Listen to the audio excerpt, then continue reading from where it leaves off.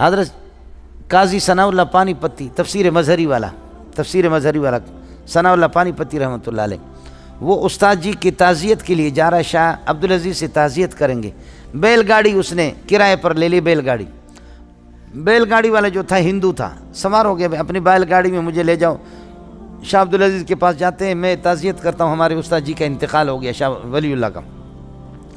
جا رہے تھے، بیل گاڑی والے نے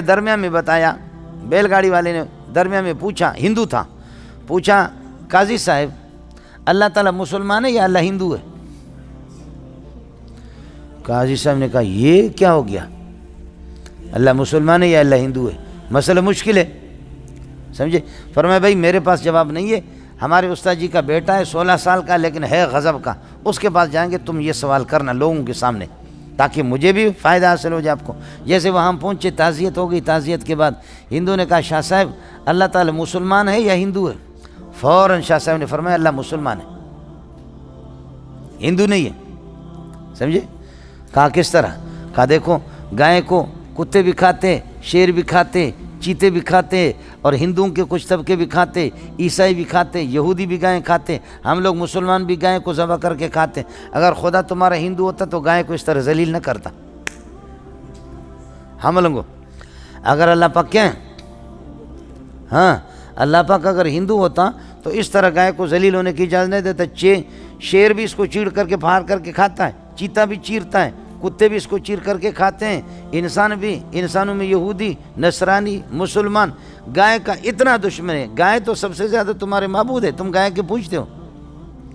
اگر اللہ ہندو ہوتا تو گائے کے اس طرح احترام کرتا ہے جس طرح تم لوگ کر رہے ہیں، تو یہ اللہ لگتا ہے مسلمان ہے، سمجھے؟ اس لیے تمہارے گاؤں اس نے کہا لا الہ الا اللہ محمد رسول اللہ، میں مسلمان ہو گیا۔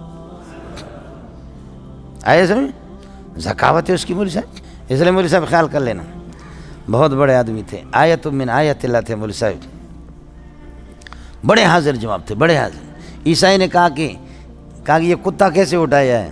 حضرت نے عیسائی سے پوچھا، عیسائی مولوی سے، پادری سے، کہا کہ یہ اس لیے اٹھایا کہ تمہارا نبی کہتا ہے کہ کتا جہاں پر ہوتے تو فرشتے نہیں آتے، سفر میں جاؤں گا، حضر میں جاؤں گا، کتا میرے ساتھ رہتا ہے، کتا میرے ساتھ ہوگا تو کوئی فرشتہ نہیں آئے گا، تو کوئی بھی میرے روح کو قبضہ نہیں کرے گا، فرشتے روح قبضہ کرتے ہیں، تو کتا ہوگا تو کوئی فرشتہ نہیں آئے گا، میں مروں گا بھی نہیں۔ شاہ صاحب نے فرمایا کتے پھر کیوں مرتے خود؟